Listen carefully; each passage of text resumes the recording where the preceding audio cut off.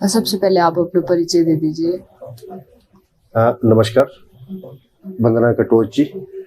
आपका रेजुलेट ट्रैवल जो चैनल है, इसके लिए मैं मंडी ज़िला सर्वदेवता समिति का उपाध्यक्ष होने के नाते बहुत बहुत बधाई देता हूँ, शुभकामनाएं देता हूँ। आपका ये चैनल दिन दुगनी रात चौगुनी प्रगति करे और हमारी जो पुरानी संस्कृति है, हमारी सभ्यता है, हमारी जो देव संस्कृति है, इसको आप बनाए रखें, आगे बढ़ाए रखें और हमारे जो नौजवान पीढ़ी है उनको आने वाले समय में आप इस संस्कृति से रूबरू कराते रहेंगे। ये मुझे आशा है, उम्मीद है।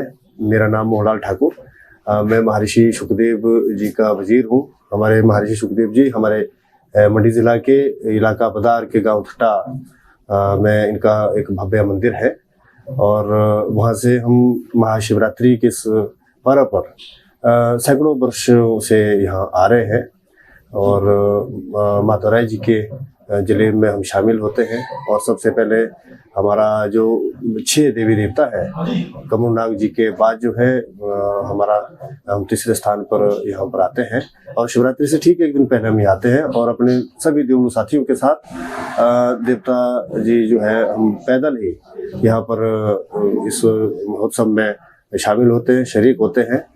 और हमारा जो मंदिर है वो हमारे यहाँ जिला मंडी मुख्यालय से लगभग 35 किलोमीटर दूर है और पैगोडा शैली का मंदिर है। इसको हमने अभी रेनोवेट किया है और आप ज़रूर, मैं आपके चैनल के माध्यम से आप भी और आपके जितने कर भी हमारे साथी हैं जो इस चैनल को देख रहे हैं, इस कार्यक्रम को देख रहे हैं, वो हमारे मंदिर में आ सकते हैं और महर्षि सुखदेव जी के दर्शन कर सकते हैं जी। और शिवरात्रि की जो मतलब पहले दिन की मैं बात करूं तो पहले दिन क्या होता है? जो पहली बार शिवरात्रि के बारे में सुन रहे हैं तो वो कैसे समझ पाएंगे कि पहले दिन शुरुआत कैसे होती है और अंत तक क्या क्या जो प्रक्रिया रहती है देव देवताओं के आने के बाद?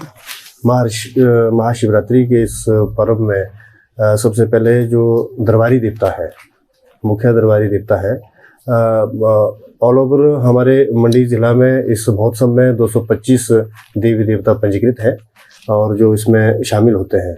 मगर शिवरात्रि के ठीक एक दिन पहले 6 देवी देवता इसमें आते हैं।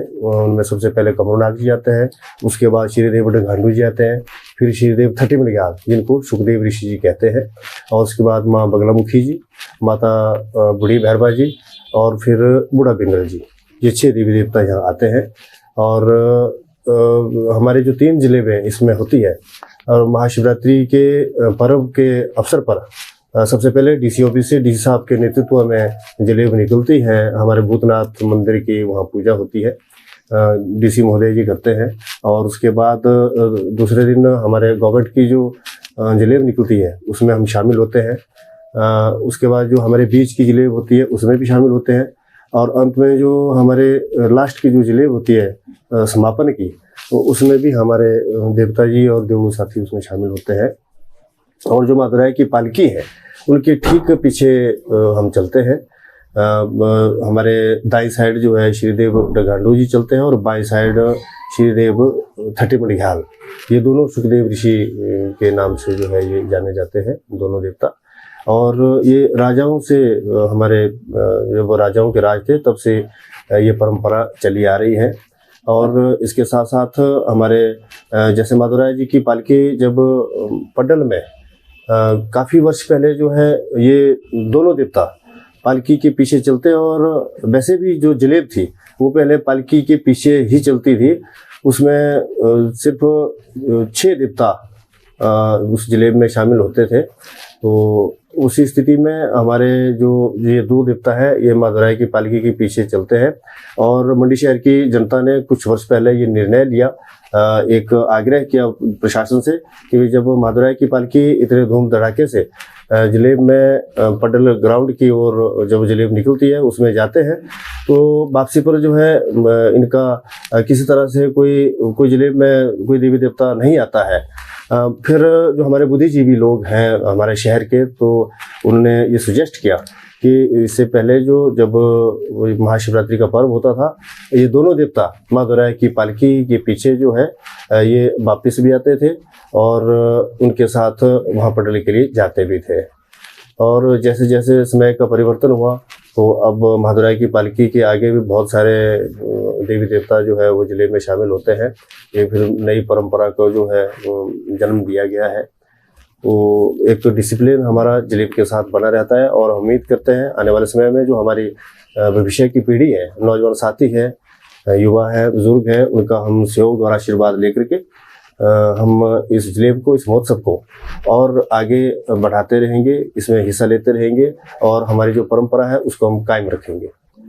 जी, और अगर मैं पूछना चाहूँ कि जो देवता जी सुखदेव ऋषि जी का जो स्थान होता था, जो रात्रि ठहराव होता था, वो ये जो आज का स्थान है वो यही मतलब यही होता था या कोई और स्थान पहले उस टाइम पे था? नहीं, हमारे जो यहाँ के राजा हैं उनके जो बेड़ा बोलते हैं, एक बहुत बड़ा हॉल है, उसमें ये चरणबद्ध तरीके से हमारे देवता वहाँ बैठते हैं। सबसे पहले पराशर ऋषि जी बैठेंगे, उसके बाद श्रीदेव उटघांडू जी बैठेंगे, फिर श्रीदेव थट्टी मणिघाल जी बैठेंगे और उसके बाद बूढ़ा गंगू जी बैठेंगे। इस तरह से क्रम वाइज बाकी देवता भी बैठते हैं।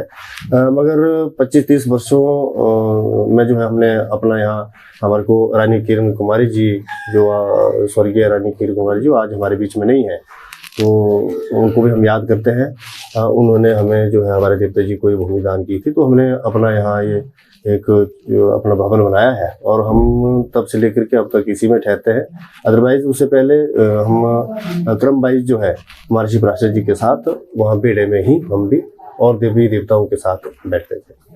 अच्छा, और जो शिवरात्रि का जो अंतिम दिन होता है उस दिन क्या प्रक्रिया रहती है देवी देवता का, मतलब कैसे आज के टाइम पे तो प्रशासन ही सब कुछ देखता है, तो क्या रहता है उनका, मतलब किस तरह से जातिवार उनको कुछ सम्मानित किया जाता है, क्या होता है, अगर मैं जानना चाहूँगी?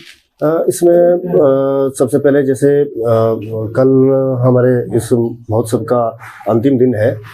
इसमें सुबह जैसे चौटा की जो हमारा वहाँ पूजा होती है, माननीय जिलाधीश महोदय जी पूजा करते हैं चौटा में, मगर सबसे पहले वो कमलनाथ जी को वहाँ उनकी पूजा करेंगे और उसके बाद फिर पालकी जो है यहाँ इस बेड़े में यहाँ पालकी वहाँ से मातुराय से यहाँ आएगी सुबह, और फिर यहाँ पर पूजा अर्चना करने के बाद यहाँ जो हमारे देवी देवता ठहरे हैं उनका जो मानदेय है और उनके जो प्रशासन द्वारा उनको जो भी सामग्री दी जाती है वो यहाँ सुबह 8 बजे के करीब 9 बजे के करीब जो है वो प्रदान की जाती है।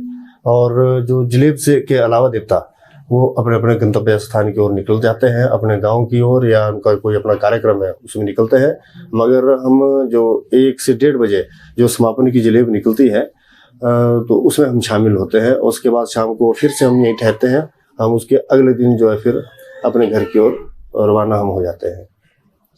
और अंत में कोई संदेश देना चाहेंगे आप जो हिमाचल के लोग देख रहे हैं इस चैनल को, या हिमाचल से बाहर के लोग देख रहे हैं, हमारी संस्कृति के बारे में अगर आप संदेश देना चाहें, क्या वो संदेश क्या होगा? हमारे हिमाचल प्रदेश के खासकर जो हमारे नौजवान साथी है, जो आने वाली पीढ़ी है, और मैं तो ये मुझे बड़ी खुशी है, उम्मीद भी है, हमारा देश का नौजवान भी इस चैनल को देख रहा है। और हमारे विदेशों में जो हमारे हिमाचल प्रदेश के बहुत सारे लोग वहाँ काम कर रहे हैं, किसी कार्य से गए या कोई पढ़ाई के सिलसिले से गए, कोई कारोबार के सिलसिले गए हैं, जो हमारी संस्कृति को आप उन तक पहुँचा रहे हैं। तो मेरी भी ऐसी उम्मीद रहे कि शायद आप रूबरू संस्कृति से सभी लोगों को करवा रहे हैं। और मैं उम्मीद करता हूँ जो हमारी आने वाली पीढ़ी है वो हमारी जो देव संस्कृति है, हमारी सभ्यता है, हमारी पुरानी परंपरा है, उसको कायम रखेंगे और ये लंबे समय तक ये जिंदा रहे, जीवित रहे, ऐसी हमारे नौजवान पीढ़ी से हमारी एक आशा है और उम्मीद है।